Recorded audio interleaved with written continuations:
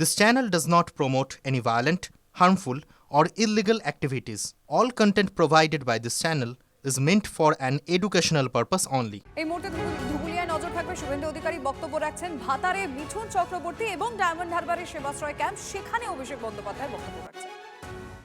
ছিল গোটা কতক, কিন্তু দেখে সাহস করলো না। আমি ঠিক করেছিলাম আজকে যদি কালো পতাকা দেখাতো আমি সোজা ধুবুলিয়া থানায় ঢুকতাম, সারা রাত্রি থাকতাম।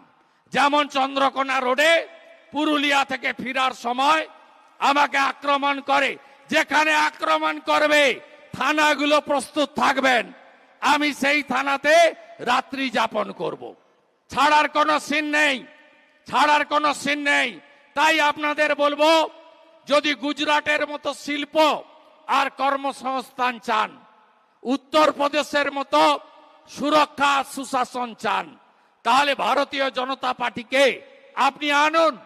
আমার মা বোন দিদিরা, আপনারা শুনে রাখুন, সব মহিলাদের বলবেন যে ভারতীয় জনতা পার্টি মোদিজির আদর্শে, তার নেতৃত্বে 20টা রাজ্যে সরকার চালায়। একই সঙ্গে রাজ্যের 3 জায়গায় নজর রাখবো, হেভিওয়েটরা বক্তব্য রাখছে। তাহলে ওখান দিয়েই তো লোক ঢুকবে, ওখান দিয়ে লোক ঢোকাবেন, তারপর এখানে খুন, রাহাজানি, বদমাশি, হাঙ্গামা, জ্বালিয়ে দেয়া, এইসব কাজ শুরু হবে। তা নাহলে এত কিছু করার প্রয়োজন কি?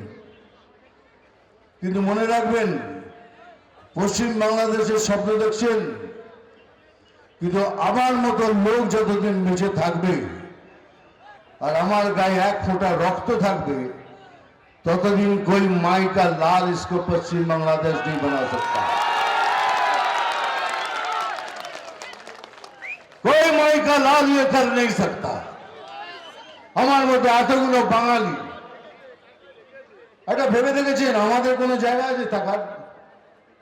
ওদের তো অনেক জায়গা আছে, অন্য দেশে চলে যাবে। আমরা হিন্দুরা কোথায় যাব একবারও ভেবেছেন? এটাই আমাদের ঘর, এটাই আমাদের দেশ, এটাই সবকিছু।